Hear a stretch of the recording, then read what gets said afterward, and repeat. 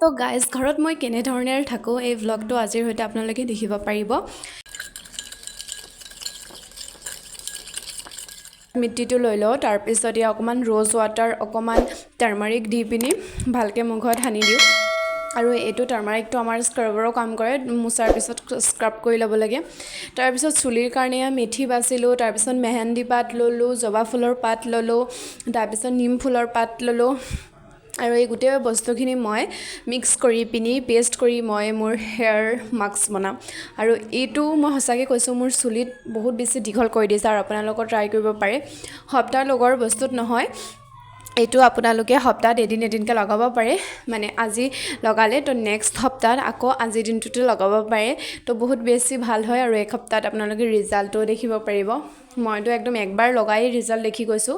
মোৰ পাৰ্চনেলি বহুত ভাল লাগে সেইকাৰণে আপোনালোকতো শ্বেয়াৰ কৰিছোঁ এয়া ৰেডি হৈ গ'ল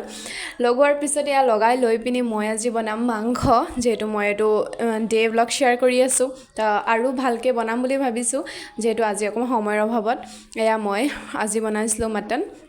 যেনেধৰণে বনাওঁ চিম্পল এনেকৈ বনাইছোঁ অকণমান নিমখ হালধি টাৰ্মাৰিক দিম তাৰপিছত এয়া জিৰাৰ গুড়া অকণমান দি দিলোঁ ৰেড চিলি পাউডাৰ দি দিলোঁ আজি যিহেতু শুকান জলকীয়া দিয়া নাই তাৰপিছত এয়া গৰম মছলা অকণমান দিলোঁ আৰু অকণমান হৈ যোৱাৰ পিছত মাংসকেইটা ঢালি দিম মাংসকেইটা দিয়াৰ পিছত অকণমান দেৰি থোৱাৰ পিছত যেতিয়া মাংসখিনি ভালকৈ মছলাখিনি সোমাই যাব